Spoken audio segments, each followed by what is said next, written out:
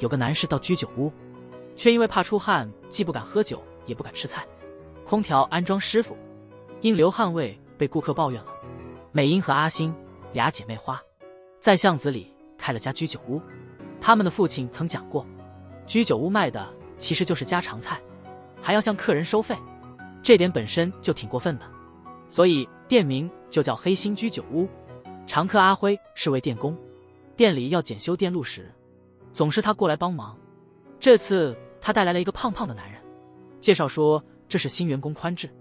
为了表达谢意，美英姐妹给阿辉和宽志端上了啤酒。在这样的热天，对干重活的工人而言，冰啤酒确实是舒缓疲劳的好方法，但宽志却说他酒量不好。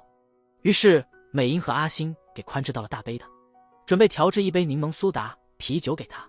先往杯中倒1/3的啤酒，再加入柠檬苏打水即可。碳酸气泡和甜味结合体，大汗淋漓后喝起来特别爽口。这次宽志终于放心地和众人碰杯。聊天中，阿辉谈到今天安装空调被投诉的事，宽志有点尴尬地回应，因为我太胖容易出汗，客户却说出汗味道又臭又难闻，真是莫名其妙，这是谁说的？工地的德叔听后非常生气，工作本无贵贱之分，这种炎热天气，为啥还要因为工人出汗而投诉呢？阿辉一气之下冲出门，要去那家人那里讨个说法，但宽志拦住了他。就算这个问题解决了，他那爱出汗的体质还是不会变。他更担心整个夏天是否都要面临客户的抱怨。他试着尽量少喝水，结果差点因中暑晕倒。于是他向美英询问有没有能止汗的食物，豆腐、小黄瓜和茄子，这些都能帮助降体温，还有青紫苏和腌咸梅坚果，听说还能帮助减少体味，但这些食物效果不是立刻的，而且光吃这些也没劲儿干活。阿星推荐了今天黑心居酒屋的特色菜，茄子甜乐烧和素炸豆腐。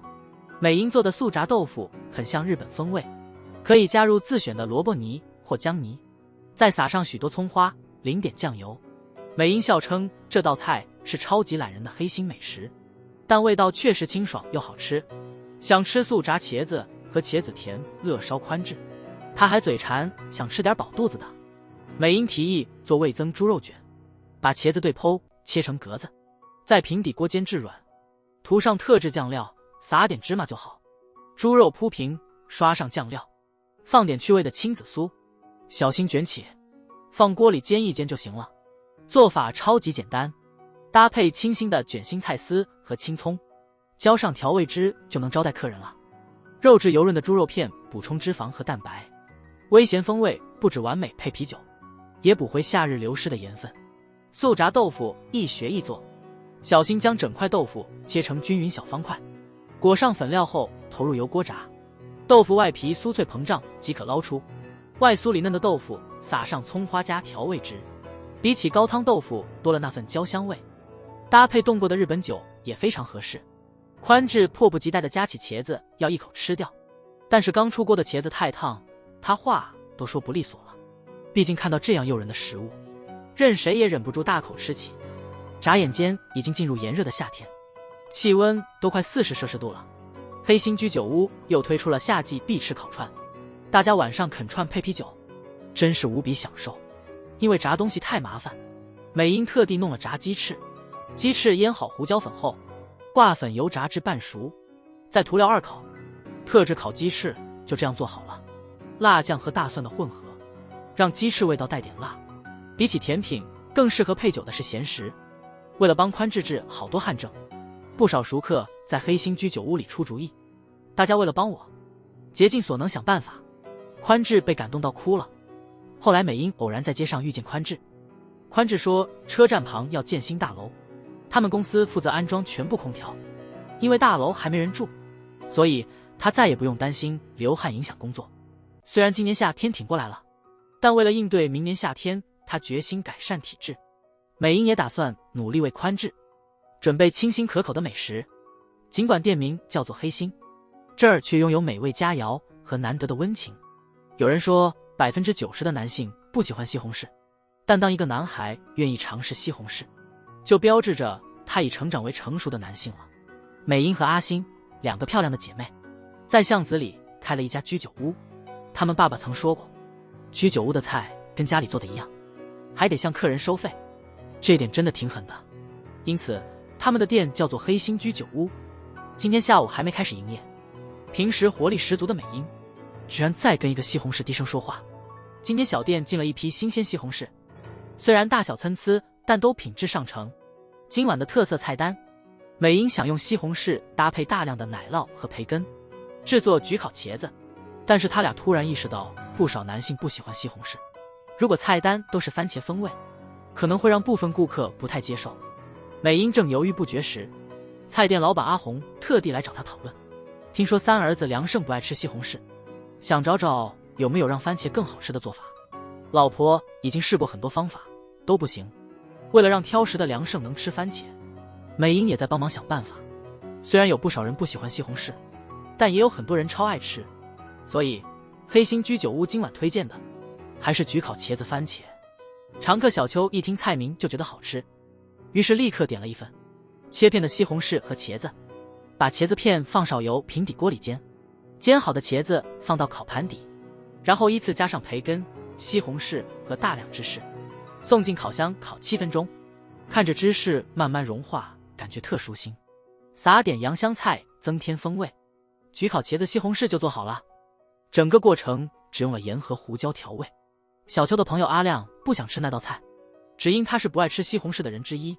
你平时老说一有菜就能吃的连盘子都不剩，怎么还挑食呢？但为啥那么多人不喜欢西红柿？阿亮解释，这纯属个人口味。虽然他爱吃披萨和西红柿肉酱，但做成焗菜的西红柿他就接受不了。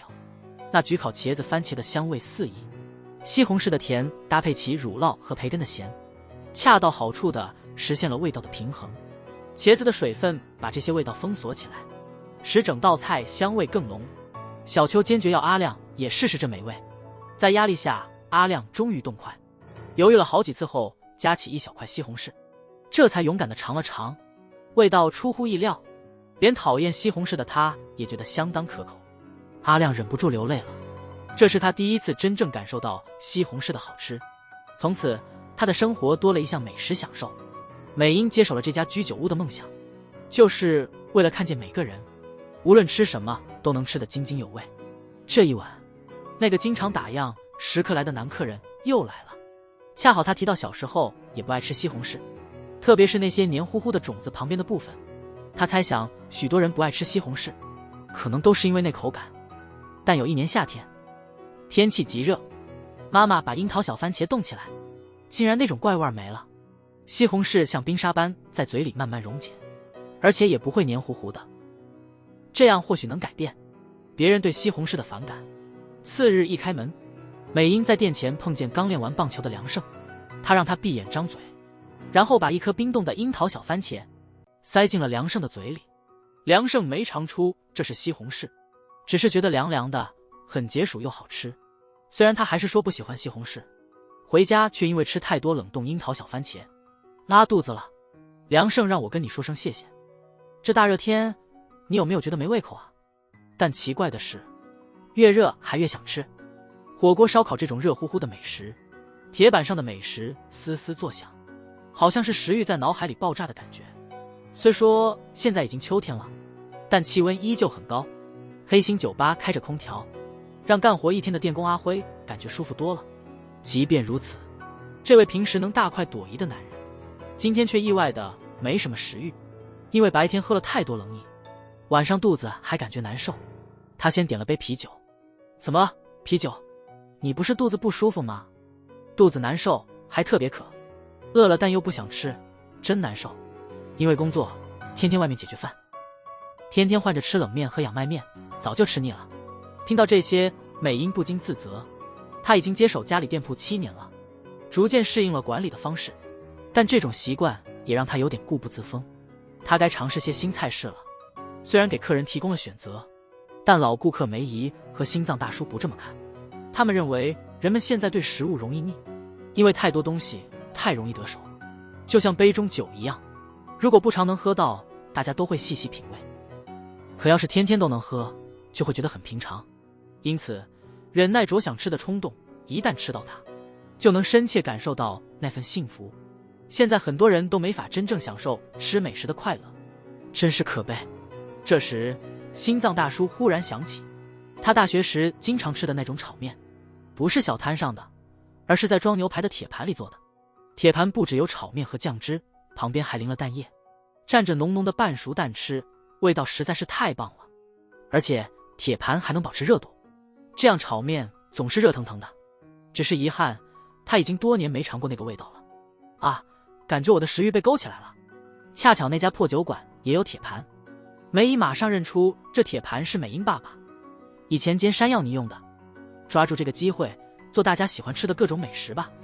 美英对山药过敏，一碰就长疹子，因此梅姨主动帮他处理山药。阿辉也去超市帮忙买火腿肠和炒面。山药泥加了鸡蛋、红姜等食材，搅拌均匀后倒在热铁板上，嘶嘶声音真好听。半熟后放烤箱继续烤，撒些葱花、木鱼花，就大功告成。热腾腾的山药泥上，木鱼花跳舞，一勺接一勺，香，外酥里嫩，味道好极了。尤其是铁板煎出的焦香部分，刮来吃最棒。做炒面前，美英先是做了这道拿坡里风味铁板面，都是依照新藏大叔的食谱。意式细面煮到软糯状态，青椒切丝，小香肠切片，油热了再加洋葱一起炒，然后加入番茄酱、伍斯特酱，加牛奶、糖、盐和黑胡椒调的酱，酱汁一变色就加入煮好的细面，搅拌均匀，移到预热的铁板上。倒蛋液时小心别弄到面上，撒些芝士粉更加香。阿辉把炒面从大叔那里拿过来放自己这儿了，吃一口，接着又想吃第二口。蛋黄浓郁，口感柔滑，面条完美吸附了酱料，红香肠的味道真让人停不下来。新藏大叔推荐的最佳食用方法，就是把面条沾蛋液，炒面味道更加柔和。没胃口时尝试新奇美食最合适。阿辉又额外点了2份铁板面，晚上大家一起吃饭的时候，能吃到各自人生中最喜爱的味道，真的很有魅力。正因为有了大家的美好回忆，料理才成了生活的美味佐料。对开餐馆的老板而言，是追求更高盈利，还是考虑顾客健康，推出少油少盐的菜品是否更关键？每天要营业到很晚，所以疲倦的美英常在休息日在吧台上小歇一会。美英的爸爸曾说，居酒屋的菜其实都是家常便饭，还要向客人收费，这点真是够黑心的。所以他们店叫黑心居酒屋。冬天快到了，他们特意生了炉火，让屋子更温暖。一声太甜，美英和阿星的老朋友，这是他第一次来黑心居酒屋，只想吃饱，不太想喝酒。今天店里推荐的是花枝一叶干，还有小甜卷蒸和烤秋刀鱼，看着都特别诱人，真难选一个。太甜问哪个菜卖的最好，阿星说今天德叔跟梅姨都被香味吸引，都选择了花枝一叶干，不过这菜搭酒更棒。美英推荐太田医师试试小甜卷蒸馍，里头的乌冬面非常适合饥肠辘辘时品尝。他还端上一道凉拌油菜花开胃菜，清新的味道真让太田医师胃口大开。先将高汤煮好后，加入打好的蛋液，加点淡盐酱油和味懒，搅拌均匀，然后把乌冬面放入碗中，加上百合根、虾仁和鸡肉、银杏、香菇和鱼板一起，小心倒入蛋液，蒸10至15分钟。这次美英挑的冰箱里的高汤，她说店里备了3种茶碗蒸用的高汤，都是盐分含量不同。这么做因为客人来自不同地方，职业也各异，这就让每个人的口味偏好不一样。例如体力劳动者就偏好重口味，而老年人则倾向于清淡。因此美英会根据客人的喜好选用不同咸淡的高汤。太田医师这才了解，是美英对待客人的细心，让他们如此忠诚于这家店。他还要告诉美英姐妹，常客德叔最近血压偏高，德叔不喜医院，不愿检查，总装作很健康的样子，但天气日渐寒冷，冬季血压容易大幅波动。德叔还爱吃味道重的饭菜。太田医师今天来黑心居酒屋，主要是因为这个。不过看到美英做菜那么用心，他便安心了。阿星回想起此事，德叔最近只点清淡的菜，最爱的大蒜酱油味的炸猪肉块，他都控制住了，没有吃过。原来是生病了。美英听到这儿沉默了，因为她觉得自己虽然能根据客人调整菜肴的口味，但只是凭个人感觉行事，并未深入思考自己的烹饪方式会对大家的健康有什么影响。美味不必然有益健康，确切地说，可口的食物往往对身体不利。太田医生劝慰美英，无论对方多熟络的客人，客人自己要注意健康。能想出3种不同口味的汤汁，已经很贴心了。毕竟居酒屋不是医院，不必太过纠结。计时器一响，太田医师点的小甜卷蒸菜就好了，因为加了干香菇，味道会立刻在嘴里爆发。碗底的乌冬面 Q 弹滑嫩，充满了汤汁的鲜美。关门后，美英望着挂有店名的门帘，心里反复思量了许多。这门帘是老顾客赠的，起初还担心店名会不会让顾客退缩，没想到反而得到了众多帮助与支持。现在他们能为顾客做点什么呢？为什么大家还喜欢来黑心居酒屋？那晚，心脏大叔和梅姨来访，他们都听说了德叔高血压的事情。心藏大叔认为，有人为了活得长戒掉美食，自然也有人愿意用命换取随心所欲的吃美食的自由。所以美英的任务就是客人想吃什么就给他们上什么。我觉得应该考虑大家的健康。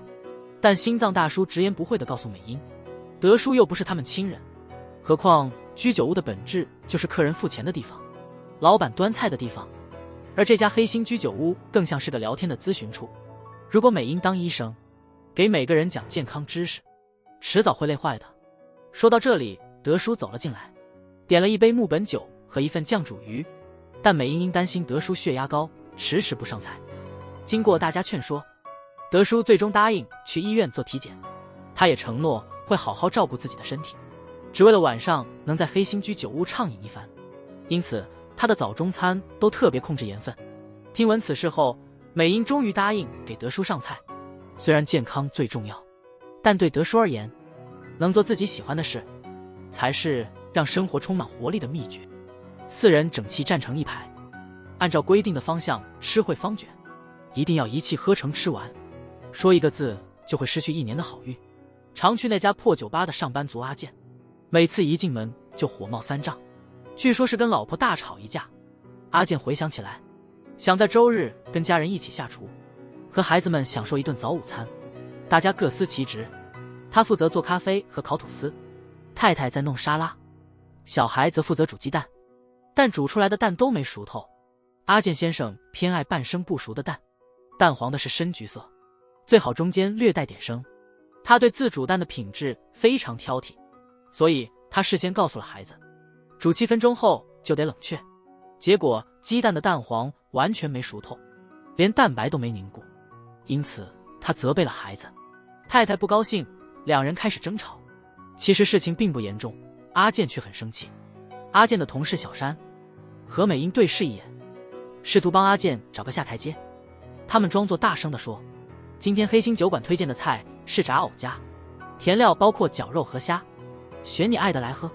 冬日必尝热乎乎的酒，点了份热水烧酒，把莲藕切成0.5厘米薄片，用厨房纸把水分擦干，虾肉剁成泥，撒盐搅拌，再加姜泥、淡酱油、葱末，还有太白粉，虾线就调好。喜欢猪肉馅的话，调料里再加点这个浓味酱油和切碎的紫苏。接着给莲藕片裹上太白粉，加入适量馅料，再盖上另一片莲藕，边缘也要沾上点粉，然后放到170到180度的热油中炸约4分钟。莲藕浮上来后再炸1分钟即可出锅。喝了口酒后，他们觉得今天的酒味道特别，这明明是同样的酒吗？小山先生接着又喝了一口，接着又尝了炸莲藕加肉沾点盐，他不停地夸这俩简直是绝配。阿健先生看得一头雾水，小山先生便跟他解释，这酒叫前个，就是提前把酒和水调和好，再放置3天到1周，这样酒和水完全融合后味道更柔和，用陶瓷酒器喝味道更佳。寒冷夜晚，心脏大叔冒着风向我们走来，小山先生却早早付了钱离开了。阿健先生面带忧色，又向心藏大叔重讲了自家煮蛋的趣事。刚开始，心藏大叔也觉得他小题大做，但听说孩子们并未按他吩咐执行，反而谎称精准掌握了7分钟。于是，心脏大叔认为主要是孩子撒谎有问题。阿健先生的太太包庇孩子也不对，但阿健先生并不仅仅是因为这个，骂孩子是因为他撒谎，因为撒谎被骂和因为做鸡蛋被骂，真是两回事。是的，回家得好好解释一下，毕竟大家都知道阿健的孩子，平时看他挺诚实的。美英发现了问题的关键，是在水开了后放鸡蛋，还是一开始就放进冷水里呢？如果是冷水起算7分钟的话，时间肯定不够用。本就因争吵不想回家，这才发现了问题的本质。阿健先生更加不好意思回家了。阿星建议他去超市买个蛋糕带回去，但心藏大叔觉得有更合适的礼物。他从包里拿出黄豆和鬼面具。今天正式结分，让孩子们打鬼应该更有意思。最后吃汇方卷，大家肯定会开心的。欢迎回来。我已经回来了。阿健先生终于跟家人和解了，家里做的是白煮蛋馅的汇方卷，这是儿子经过多次实验才达到了爸爸喜欢的熟度。小店里只剩心藏大叔还坐在柜台前，他今天不想吃饭，所以阿星就给他上了小菜红鱼翅配七味粉和美乃滋。美英姐妹在聊天时说，自从父母去世以来，他们就没再结婚吃汇方卷了。儿时爸爸装鬼一同撒豆子的回忆太美好了，但现在的结婚再也不会那么热闹了。老板这样太过分了，让女儿们这么伤心。这时候心藏大叔的太太推门进来了，她记得美英的父母去世已经7年了，姐妹俩得摆脱悲伤，所以打开包袱掏出大盘的汇方卷。心藏大叔也想用快乐的回忆去取代那些不愉快的往事。大家排成一行，手举汇方卷，朝着吉利的方向同心协力的一起吃。为了不让好运漏掉，全程禁言，默想愿望，一口气吃完。这一幕既感人又逗趣，看来小店的常客真是对姐妹俩不离不弃。现在还有几个人能做到这一点呢？黑心居酒屋里最触动人心的一集，看到80多岁的梅姨给儿时的朋友打电话，我都快哭了。在商店街旁的小巷中，有家叫做黑心的居酒屋，初听名字可能会吓一跳，但只要你敢进去，就会发现这里不仅有美味佳肴和佳酿，更有许多暖心的人们。父母去世7年后，姐姐美英和妹妹阿星继承了家里的小酒馆。每天营业前，他们都会在父母的相框前摆上一杯酒，祈求一天顺顺利利。最近，阿星觉得姐姐的举止越来越像父亲，尤其是姐姐切东西的手法，简直跟父亲如出一辙，达到父亲的水平不易。说着，美英拿出冰箱里的一小碗刚做的山葵新芽子，尝了一口，便立刻明白了，今年又没做好，明明照着爸爸的方法做的，怎么就达不到同样的味呢？晚上请梅姨来帮忙品尝，梅姨也说味道不够好，虽然不能算是完全失败，但缺少了山葵那种鼻尖的辣味。因为山葵新芽自是家乡的招牌菜，他忍不住想起了故乡和童年的伙伴。突然他想起小时候的朋友小静，小静妈以前就爱做山葵新芽子，味道跟美英爸爸做的一模一样。小静可能知道怎么让这菜辣味十足，但她已经很久没联系了，不知道小静现在还好吗？白领阿亮下班后常去黑心居酒屋，他超爱吃米饭，今天点了红葱亲子盖饭。这盖饭比普通的更加诱人，额外加了点绿色，更开胃。醇厚的蛋汁简直是治愈系。工作了一整天的，实在太累了，早知道应该直接要超大碗的，这样才够本。我把这事发到了常客们的网上群里，阿星也经常在这儿发帖。他忽然想帮梅姨注册个账号，说不定能连上梅姨以前的朋友呢。毕竟跟以后再见面相比，现在能见最好不过了。这主意不错。网上一直没梅姨老友的消息，那位常来独自用餐的客人今晚又来了。小店今天推荐的是酥炸红葱配鸡肉。那男人说这小店的食物都给他留下了深刻印象，他很庆幸能在那寒夜里走进这家店。蘸点盐的酥脆红葱鸡肉，搭配热酒一口，真是午夜的极致幸福。这次两人终于知道了彼此的名字。时间过得很快，来喝酒的梅姨显得很没精打采。她提到自己心里有事，在网上不论是搜人还是学校名，都找不到小静那样的人。他猜小静可能婚后改了性，但还是非常感谢大家帮忙在线发帖。今天因为是女儿节，美英特制了寿司给大家分享，阿亮也被香味吸引走了进来，还特意给美英姐妹带来一瓶山葵新芽子当礼物。美英试了一点，直接放在手心，确实是那种地道的辣味。梅姨也尝了一小口，得知这瓶山葵新芽子来自她故乡静冈制作，便向阿星索要了详细介绍。看到角落的那张照片，他忍不住声音都颤抖了。是小静。照片太小了，梅姨老了看不清，他只记得小静脸上那颗明显的大痣。阿亮用平板找到了更大的照片，梅姨立刻认出这是他朋友小静。小秋照着说明打了电话：“我是小梅。”多年未联系的朋友终于重新取得联系了，还能见上一面。那晚，所有食客都汇聚这间小小的居酒屋内，一同与梅姨庆祝找回儿时伙伴。美英从梅姨那儿学到了腌山葵的秘诀，就是煮好后要迅速密封，还得用保鲜膜严密封存。在这庞大城市里，能有这样一个角落，让众人畅饮闲聊，实在是太幸福了。老板，你的店开得不错哦，女儿们帮忙管理的挺好。